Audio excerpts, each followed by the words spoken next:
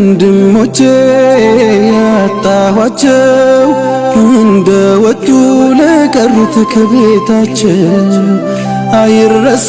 الرحمن الرحيم الحمد لله رب العالمين الصلاة والسلام على رسول الأمين السلام عليكم ورحمة الله وبركاته.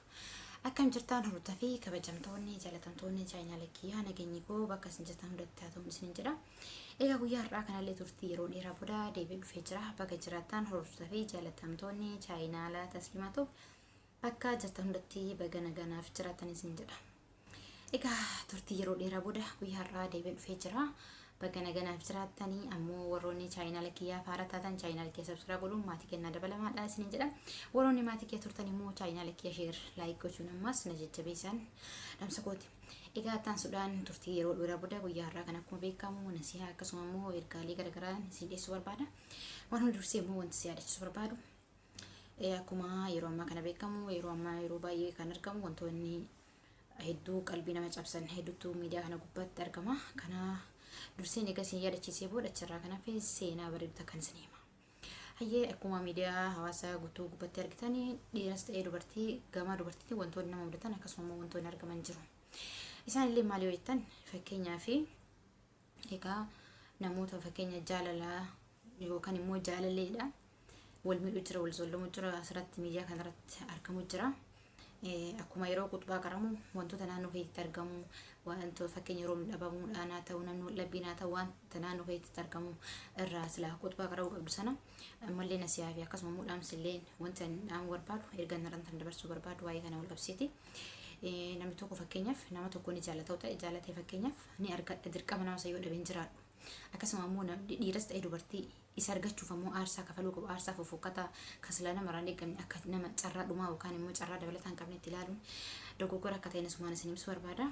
Kanaaf tan gidduu fakkeenyaaf namni tokko gaafa nama dhugamatti namni sun jireenya nama barbaada jechuun namni jireenya si barbaadu wantoota fofokkataa silaa waan bultii keessatti ta'amu waan immoo jireenya keessatti jireenya bareedaa jireenya halaalaa keessatti ta'amu waan silaa manatti ta'amu hunda laffituun namni kun ammoo na jaalata yookaan jireenyaaf na barbaadattee murteessuun dhiira irraanis ta'ee dhiira irraan dogoggora akka ta'e asumaan isa yaadachiisuu barbaada. Maaliif jenna dubartiinis ta'ee dhiirri namni fakkeenyaaf bultiidhaaf si barbaadu haala fakkeenyaaf jireenya si hojii ijaarratuuf si barbaadu keessatti wanta fufukkataa waan silaa ganaa arguu jiru waan silaa barbaadu waan silaa itti gammadee halaalaan itti fayyadamuu fi akkasuma immoo wajjin dabarsan tokko har'a immoo qilleensa irratti akkanaa ta'edhanii ammas wal saaxiluuf malee jireenyaaf akka waliin barbaan dhiiras ta'e dhalaan fakkeenyaaf dubartiin takka illee akka waan namni sun dhugamatti fuudhutti ilaaltee yookaan immoo akka waan nama sayyoo waan kana godhin nama amrii hamtu si qabate si jammar amrii isaa jala deemtee wanta fokkataa inni si ejjana isaaf ta'uun akka namni sun si jaalatu sun ta'an akka namni sun si jibbu akka namni sun si xiqqeessu kiiluu kan kee akka namni sun gasi buusu taasiste jechuudha.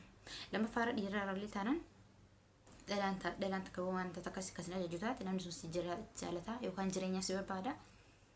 Nama dhugamatti haadha ilmaanii isaa si godhachuu barbaadu jettee ilaaluun akkasuma immoo yookaan abbaa ilmoo kiyyaa taatee fudhachuun jecha dogoggoraati yookaan immoo yaada dogoggoraati jechuun barbaade. Tanaa wajji wal qabsee seenaa bareedduu immoo nama obsee fi akkasuma immoo nama rabbitti hirkatee akkasumas nama haadhaaf abbaa ofii kaddamee seenaa bareedduu takka isin barbaada.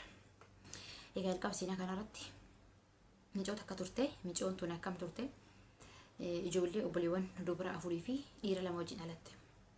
Egaa dubartiin tuni seenaa dhugaa immoo seenaa bareedaa akkasuma seenaa barnoota qabudheen akka mataa kiyyaatti isiniif dabarsuu barbaada.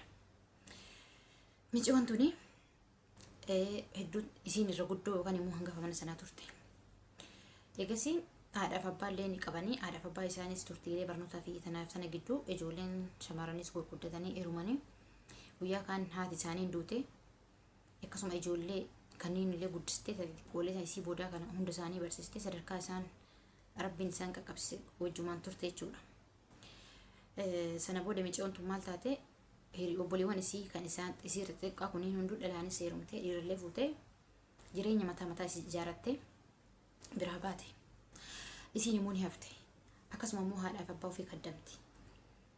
Namni haadhaaf abbaa ofii kaddamu immoo guyyaa tokko milkaa'aa seenaa kana keessa waa hedduu hubattan. Egas adeemsa keessa ijoolleen hundiyyuu guddatanii kunis heerumee kunis fuudhee isii biraa bahan. Isiin immoo haati ni duute bakka haadhaa kanatti abbaa ofii kana qabattee abbaa ofii kana kaddamutti hafte. Otoo abbaa kaddamtu abbaan isii umrii nama guddaa ta'e. Kanaaf kana gidduus hanga ijoolleen obboleewwan biraa heerumanis isiin heerumuuf hayyamamtu sababni isii illee abbaa ofii kaddamu jirti.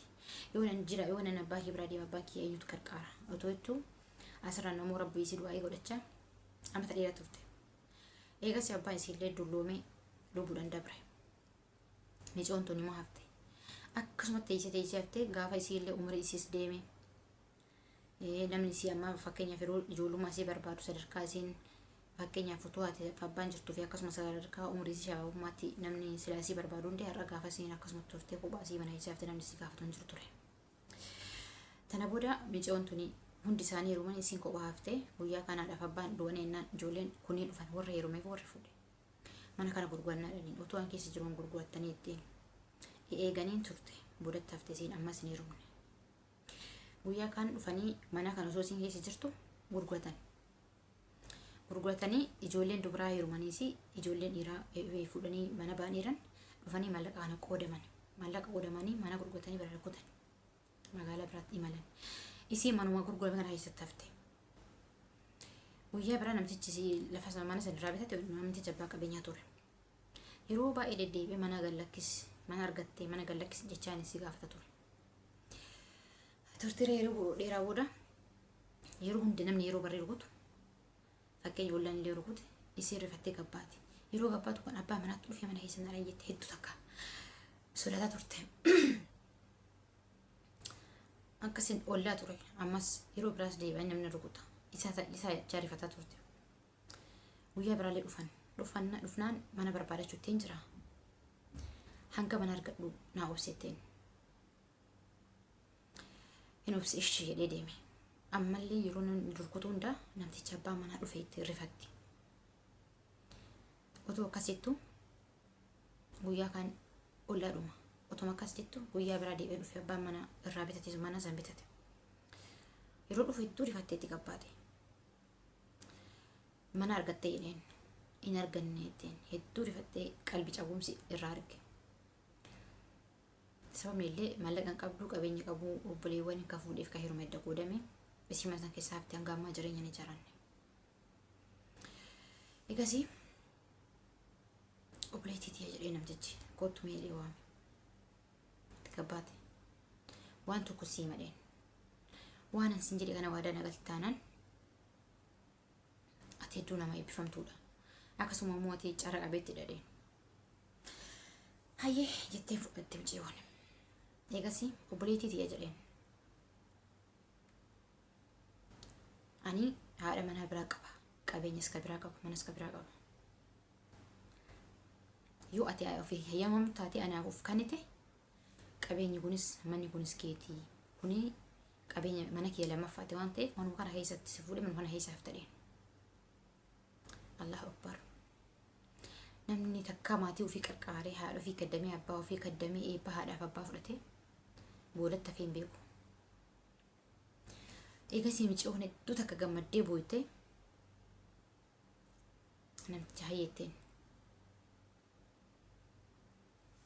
dhaqee namtichi guyyaa kaan micoo walii galanii maatiin haadhaaf abbaa akkasumallee faamiliin qabdu mana nikaa firdibatti deemanii. Isiinillee jaalattee inni jaalateera wal hayyamamanii ni kadhate.